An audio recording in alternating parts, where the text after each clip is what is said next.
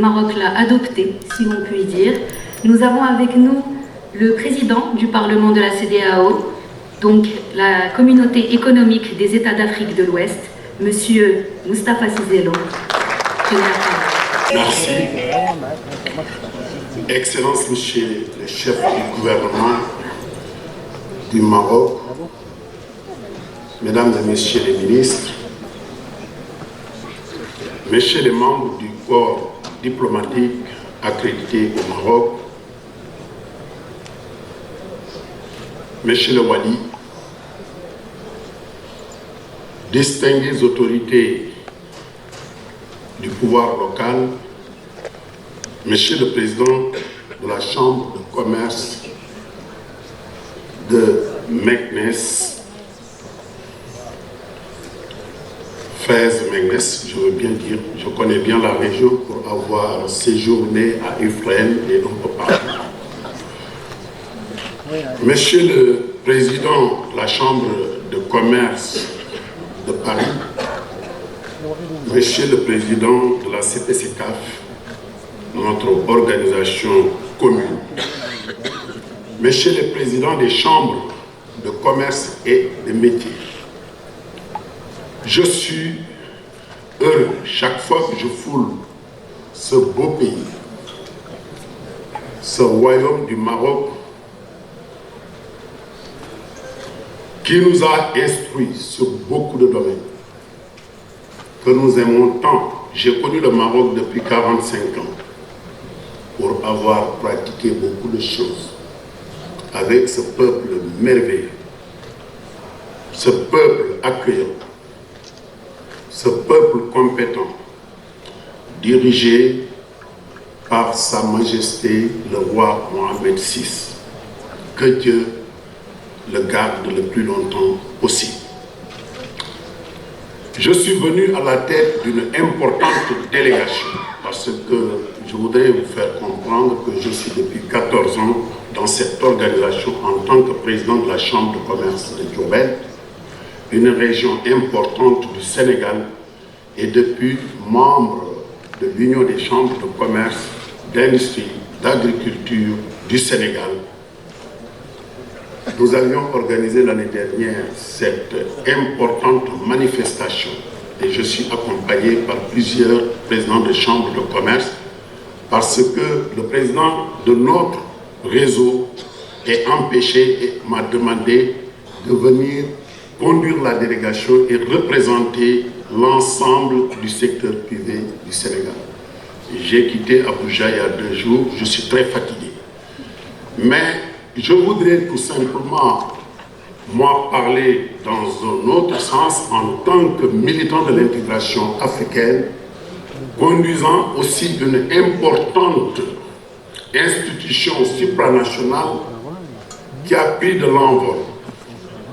C'est le Parlement de la communauté économique des États de l'Afrique de l'Ouest, qui regroupe 15 États membres, avec 115 députés, dont le Nigeria, le Ghana, la Côte d'Ivoire, le Sénégal, pour ne citer que ces pays, et qui sont membres de l'Union africaine. Je ne vais pas développer les problèmes liés à la ZLECAf, qui est devenu un outil incontournable, mais je n'aborderai pas aussi les questions liées à la monnaie unique ECO de la CEDEAO, qui devrait entrer en vigueur en 2020. Je suis très réticent, je ne voudrais pas en parler en tant qu'économiste. Mais je voudrais poser une question importante à l'ensemble des acteurs du développement économique de nos États, parce que nous parlons de coopération dans l'innovation. Innover, c'est quoi? Abandonner les anciennes pratiques et aller dans le sens de la modernité pour accroître beaucoup plus de biens pour les acteurs qui coopèrent. Ça veut dire quoi? Depuis fort longtemps, il y a une coopération nord-sud et une coopération sud-sud. le contexte a varié. Je pense qu'il y aura forcément de nouveaux défis, d'autres enjeux. L'Afrique est restée la locomotive aujourd'hui du développement du monde. Nous avons 20% des terres arables, un sous-sol extrêmement riche. Il y a des découvertes au Sénégal. Entre 2022 et 2026, nous nous attendons à exploiter près d'1 milliard de barils de pétrole, 1,100 millions de mètres cubes de gaz, et il y a beaucoup de bruit. Et ces partenariats ne devront pas, nous, en tant qu'Africains, en tant qu'Européens, qui partent d'une coopération qui crée la richesse, parce que c'est le secteur privé. On ne peut pas bâtir le développement sans un secteur privé organisé, fort, dynamique. Et pour cela, nous devons bâtir des coopérations dynamiques. Oui, des coopérations très dynamiques, allant dans le sens de ce partage équitable de nos ressources, de nos compétences et de nos attentes. Je voudrais, Monsieur le Président de la CPCCAF, que nos prochaines assises soient portées sur comment nous pourrons faire, nous, Africains, pour mieux nous organiser, pour faire face aux autres blocs économiques, pour en tirer le meilleur profit. Aujourd'hui, nous sommes riches et pauvres. Nous sommes plus riches, mais nous sommes plus pauvres. Pourquoi? Il faut refuser ça. Le partage doit être équitable. On ne peut pas venir avec des technologies, avec de l'intelligence, prendre nos ressources et nous laisser mourir. C'est ce que je dis dans mon pays. Je suis député à l'Assemblée nationale du Sénégal, premier vice-président de l'Assemblée nationale. Je suis dans le gouvernement. Mais je suis toujours contre certaines pratiques.